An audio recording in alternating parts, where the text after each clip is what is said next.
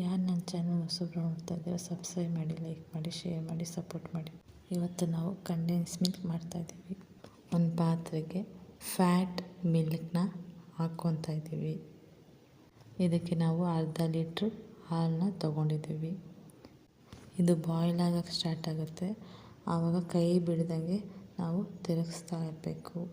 ನಾವೀಗ ಕೈ ಬಿಡ್ದಂಗೆ ತಿರುಗಿಸ್ತಾ ಇದ್ದೀವಿ.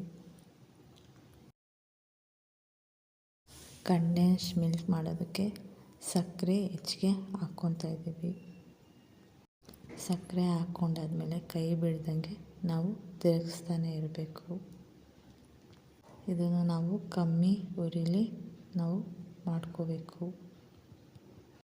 ಇದು ನಾವು ಕೆನೆ ಕಟ್ಟೋಕ್ಕೆ ಬಿಡಬಾರ್ದು. ಸುತ್ತ ಇರೋದನ್ನು ತಗೊಂಡು ನಾವು ಇದಕ್ಕೆ ಮಿಕ್ಸ್ ಮಾಡ್ಕೊತಾ ಬರಬೇಕು.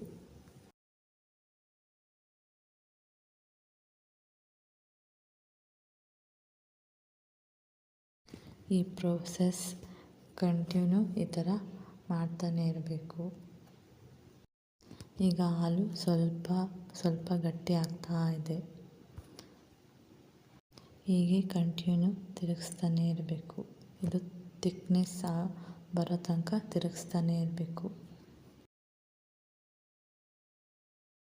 ಈಗ ಸ್ವಲ್ಪನೇ ಕಂಡೆನ್ಸ್ ಮಿಲ್ಕ್ ರೆಡಿ ಆಗ್ತಾ ಬರ್ತಾ ಇದೆ. ಇದೇ ಪ್ರೊಸೆಸನ್ನು ನಾವು ಸುತ್ತ ಗಟ್ಟಿಯಾಗಿ ಬಿಡ್ದಿರ ನೀಟಾಗಿ ಸುತ್ತ ಎಲ್ಲ ತಗೊಂಡು ಮಿಕ್ಸ್ ಮಾಡಿಕೊಂಡು ಇದೇ ಪ್ರೊಸೆಸ್ನ ನಾವು ಮುಂದುವರ್ಸ್ಕೊಂಡು ಹೋಗಬೇಕು.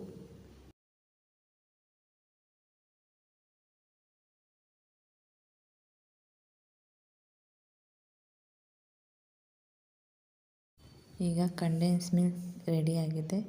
ಈಗ ಪಿಂಚ್ ಆಫ್ ಸೋಡಾನ ಹಾಕ್ಕೊತಾ ಇದ್ದೀವಿ. ಹಾಕ್ಕೊಂಡು ಇದನ್ನು ಸ್ವಲ್ಪ ಮಿಕ್ಸ್ ಮಾಡ್ಕೊತಾ ಇದ್ದೀವಿ. ಕಂಡೆನ್ಸ್ ಮಿಲ್ಕ್ ರೆಡಿಯಾಗಿದೆ. ಇದು ಕೂಲ್ ಆದಮೇಲೆ ಒಂದು ಬಾಕ್ಸ್ಗೆ ಹಾಕ್ಕೊಂಡು ಸ್ವೀಟ್ಗೆಲ್ಲ ಇದನ್ನು ನಾವು ಬಳಸ್ಕೋಬೋದು. ಈಗ ಕಂಡೆನ್ಸ್ ಮಿಲ್ಕ್ ರೆಡಿಯಾಗಿದೆ.